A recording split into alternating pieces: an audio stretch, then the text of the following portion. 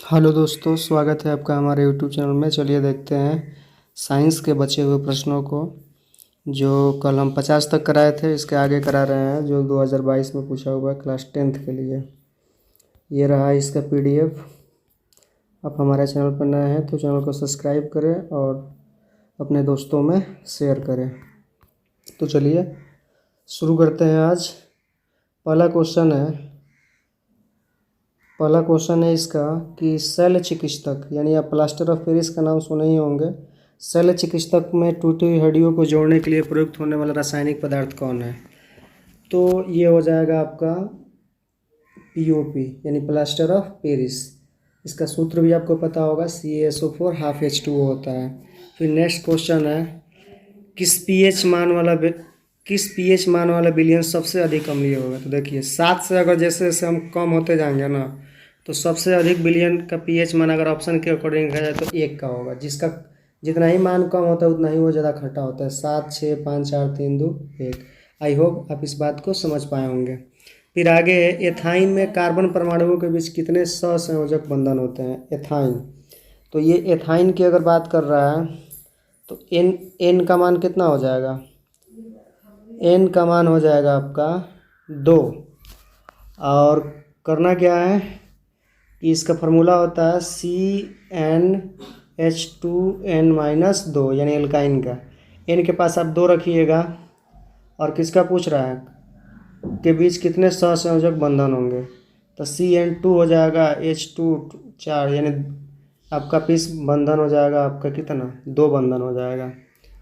उसके बाद से है क्वेश्चन, क्यूप्राइट निम्नलिखित में से किस धातु का अयस्क है? तो क्यूप्राइट नाम से ही पता चल रहा है क्यूप्राइट किसका है?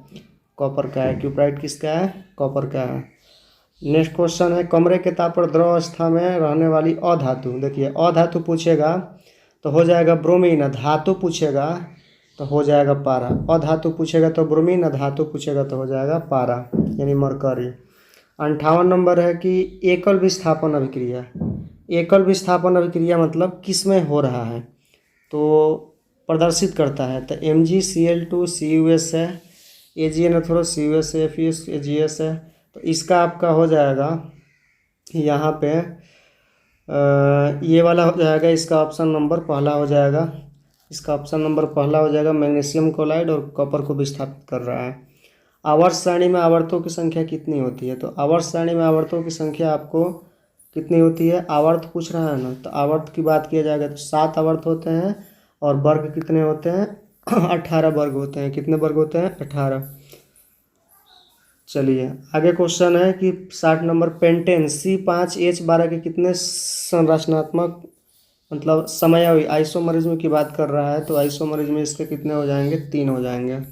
फिर नेक्स्ट क्वेश्चन है, दही में कौन सा अम्ल पाया जाता है? तो दही में कौन सा अम्ल पाया जाता है? ये आपका हो जाएगा लैक्टिक अम्ल होगा।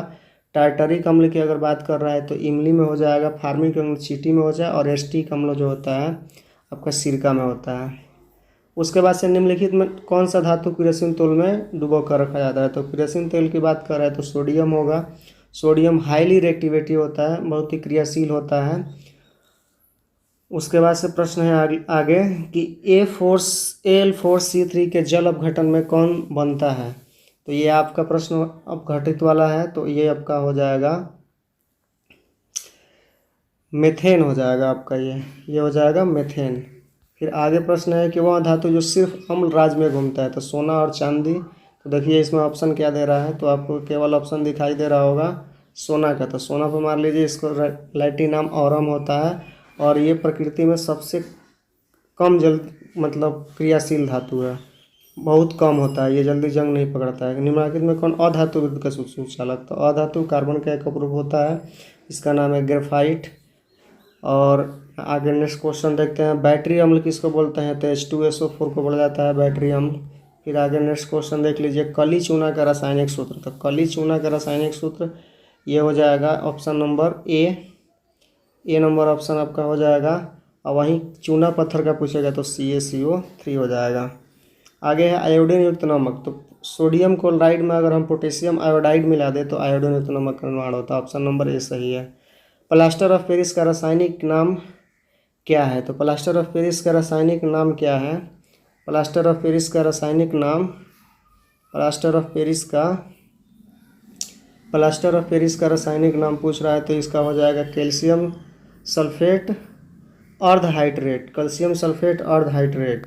सूत्र क्या होता है इसका, CaSO4 1/2H2O। फिर आगे है लौंग का तेल, तो ये लौंग का जो तेल होता है ना ये गंधीय अम्ल देता है। फिर आगे है घरेलू गैस एलपीजी का मुख्य हो, तो एलपीजी का मुख्य जो होगा ना मेथेन नहीं होगा, ये इसका हो जाएगा ब्यूटेन। ये गलत है, ये दूसरे लड़के का है ये पेपर, उससे हम आपको सॉल्व करा रहे हैं। ये आगे कह रहा है कि C16 फ्लोरीन की आकृति निम्नलिखित में से किस, तो फुटबॉल जैसी होती है। फुटबॉल कार्बन का आप देखे होंगे अप्रूफ वगैरह, तो ये फुटबॉल जैसा होता है। 3 अप्रूफ होता है उसका, हीरा ग्रेफाइट, और एक फुटबॉल जैसी जो आकृति होती है उसी को हम लोग का क्या बोलते हैं, फ्लोरीन बोलते हैं। क्या बोलते हैं, फ्लोरीन। आगे है आयोडीन निम्नलिखित में से किस द्रव में घोलने से टिक्चर आयोडीन बनता है, तो टिक्चर आयोडीन की बात ये कर रहा है, कार्बन टेट्राक्लोराइड हो जाएगा। आगे है डालडा में किस प्रकार वसा अम्ल प्रकृति का होता है, तो डालडा में उपस्थित वसा अम्ल किस प्रकृति का होता है आप इसको देख लीजिएगा। प्रोपोनोन का क्रियाशीलक समूह क्या है, प्रोपोनोन का क्रियाशीलक समूह आपका हो जाएगा ऑप्शन नंबर सी, क्रियात्मक समूह से ये क्वेश्चन है। इथिलीन है, तो इथिलीन क्या है, इन आ रहा है ना, तो एल्केन, ओल्काइन, पैराफिन यानी ये हो जाएगा आपका ओलोफिन है। उसके बाद 72 कौन जीवाश्म ईंधन नहीं है, तो जीवाश्म ईंधन कौन नहीं है, जीवाश्म ईंधन बायोगैस नहीं है जीवाश्म ईंधन, ये गोबर गैस से बनता है। टिहरी बांध का निर्माण, जल आपूर्ति, बिजली उत्पादन, भविष्य, हाँ इसमें इन्वायरमेंटल का क्वेश्चन है, ये ऑल ऑफ दोज हो जाएगा, सभी सही है। उसके बाद से 79 नंबर है, कौन सा तत्व तो आसानी से इलेक्ट्रॉन त्याग कर सकता है, तो जिसके पास मैग्नीशियम है, सोडियम है, फ्लोरीन है और आयरन है आसानी से, तो आसानी से तो सबसे आउटर सेल में सबसे कम मतलब ये सोडियम देखा जाए तो 2,8,1 होता है इसके आउटर सेल में, ये जल्दी डोनर होता है, जल्दी मतलब एक इलेक्ट्रॉन को त्याग कर सकता है। 80 हो जाएगा, किस तत्व के संयोजी इलेक्ट्रॉन की संख्या सबसे अधिक है, तो एल्युमिनियम की अगर बात किया जाए तो एल्युमिनियम में होता है कितना, 13 होता है ना, तो इसका हो जाएगा 3 होगा, और इसमें हो जाएगा 1। फास्फोरस में 16 होता है ना, तो 2, 8, 10, 6 हो जाएगा। सिलिकॉन में 4, यानी C नंबर हो जाएगा 6। तो ये रहा आज का आपका 10th क्लास जो बिहार बोर्ड का है 2022 का साइंस का सेकेंड शिफ्ट का क्वेश्चन। ऐसे ही आप अगर वीडियो देखना चाहते हैं तो आप हमारे चैनल को सब्सक्राइब करें और अपने दोस्तों में शेयर करें। तब तक के लिए थैंक यू, बाय बाय।